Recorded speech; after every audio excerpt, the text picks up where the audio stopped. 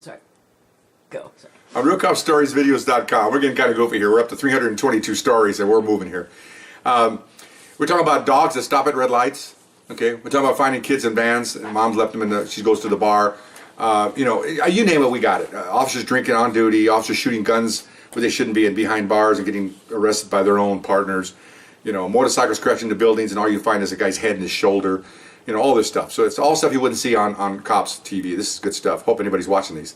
Okay. So now I'm a top step detective. We're working in South Los Angeles. And let me give you some things about search warrants and how we do things. People think, oh, search warrants. What do they do? Search. Well, we search, obviously. But this is the nuts and bolts here. Here it comes. Get a search warrant. We hit the house. 16 of us to 15, depending on how many working that day. And this is what we do. We surround the house. We go in. And everybody gets taken down. Now the treasure hunt starts. Okay. We're looking for all kinds of stuff. And this is, I wrote them down because there was a lot of moving parts here. I've got people that'll do this, you know, that love doing this. And I loved it when I was a young detective and first one through the door. Now I'm the old guy standing around watching.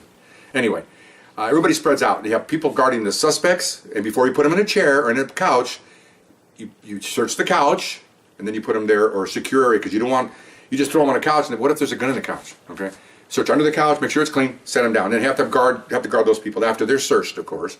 Then everybody starts searching, and we usually assign rooms to people. I have 16 people, so you have like a 5-room house. You got 3 there, you got 2 over there, 3 over there. Everybody's searching. You got 2 supervisors roaming around, including myself. 3 supervisors, making sure that everything's okay, and we're trying to keep people from stealing. Hopefully they didn't steal anything. Just make sure everything's fine, everything's above board. I'm taking photos of everything, because usually they try to sue us later on after we leave. They'll say, oh, they kicked in the TV set. No, I got a picture, it's fine. You know, I'm trying, so I do all that. Here's what they're looking. Looking for guns, always. And almost every warrant we did, 444 warrants or whatever it was, always found a gun. And they're all stolen. So this gun legislation and gun control crap is a bunch of crap. If they can't get guns in the store, they're going to steal them. They're all stolen. So I got guys climbing into the attic, get a ladder, and they go in there looking for guns. And they find guns up there. Okay. I got guys, I'll come back to him in a minute, but we get guys going under the house. And I'll come back to a specific guy on that one. I wrote all this down. Toilets, okay. Naturally, they go look at all the tanks, because they put them in there in plastic bags, and I have guys that actually unbolt them and take them off the rack, and because there's a trap under there, and they reach a hand in there and see if they can find dope in there. Okay, the toilet itself's got a little loopy in there. They'll go in there with a wire and they'll see if there's dope in there. Because sometimes they'll hide dope in the toilet, and I use the toilet. When the cops come, they won't ever check the toilet. Oh, we checked everything. We had guys with big plastic gloves, and they're in there checking everything. Okay, pretty impressive to watch everybody. And I got a lot of guys there that have been there a while. And then we have banisters. We have fake banisters. If there's a small stairwells going up, we check those. We knock on everything to make sure. There we got furniture. We got fake furniture. Believe it or not, in the legs of the furniture, the legs of tables have been hollowed out. We have you know, they have these old poles from the 60s where, you know, it's a standing pole with a light on top. You know, with a little light sticking on the sides. I don't know what you call those kind of lamps, but guys will unscrew those poles. And they'll shove cocaine all the way down the middle of the pole. Okay, so they're taking those apart. It's basically everything you can think of. Okay, once in a while we'll come up with a basement. Not a lot in California, but we had, believe it or not, a few. And so we'd go down there. We found a suspects hiding down there sometimes. At the last thought, we thought we were cool, and then one guy opened a door behind the entryway, and there's a door there, and then we open it up, and there's 3 suspects down there. And of course, it's a surprise to us because they could have shot us in the back, because we're already secured and searching, and sometimes we take our vest off to search because it's pretty hot days. So we check basements, okay?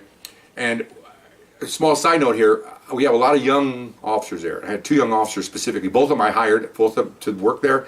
Ultimately, I kept them there, and 2 of them I got promoted. Now both of them are top step detectives. They're searching a room. I walk by, and they're on the floor. They got drawers out from the you know, the just the drawers. And I say, hey guys, and they look it up. And remember now, these guys have 3 years on. I've got almost 30. Okay, and they're looking at me, and I go, hey, check all the canisters, toothpaste, Barbasol, shaving, peanuts, everything. Check the bottom, make sure they're not phony. I just walk out because I'm making sure, because they're new. I know they're new. So I'm doing stuff, and then I hear we had a case agent that walks around with evidence bags, and when somebody finds something, he goes over there and tells them where he found it. He writes it down, and he puts the items in envelopes. As soon as I walked away, I hear these guys yelling, you know, so and so, we got something. So I turn around, I come back. Detective walks over, and they look at me like their mouths are open. The Coke can, it's got a false bottom. And it's showing me all the Coke that's in there. Oh, good. Shaving cream can. You guys watched Jurassic Park? Okay, the first one? Where you had the can where they put that's Barbasol, that's exactly what they do. And they're finding all kinds of Coke, and they look at me like, whoa. And then later on, they said, man, how does he know all that? Well, it's because I'm an old guy. I know this stuff. I've done it before. I've done a lot of rodeos before this one. So anyways, that was kind of cool. Okay, so that's what goes on in the house. And then I have a guy, I wrote a little story. I'm going to add him to this story. I call him my bloodhound, okay? If there's a gun on that property, he's going to find it. I don't mean the house. I mean everything in that property we can search. Parked cars, dogs, sheds, everything. So he's out there. Well, we're in the house. That's good, babe. We're in the house. He's out there searching by himself. He's out there. And then he has a new guy with him, just so he can teach the new guy, and he needs a backup. So I see him in the shed. He's over there. He's on top of the shed. I'm always fearful he's going to collapse the shed. And I'm going, okay, fine. Sure enough, here he comes. He's got a gun wrapped in a paper bag or a Ziploc. I got one. Okay, I see him climb. This is where houses, not like when I grew up out in San Bernardino County, all the houses were raised up a couple feet off the ground. They had crawl space underneath, with hardwood floors. Well, these didn't have crawl space, but they did have one, but it was only like maybe this high. Where I lived, it was really high. You can see, the last thing I see is he hands his gun to the young kid, and he's crawling into the dirt underneath the house. Amazing. He comes out with a gun. I mean, unbelievable, okay?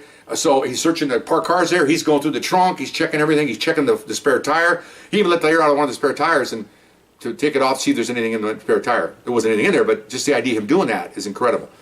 So I always wrote him stuff on my log. I've got a great guy. I mean, just a searcher, just a born searcher. Excuse me. One of the times we did a search warrant, we had like 4 guns, and we have to register all the guns. So all the guns will be taken to a special place, and they fire them all. And they check all the serial numbers. We check them anyway, and they're all stolen.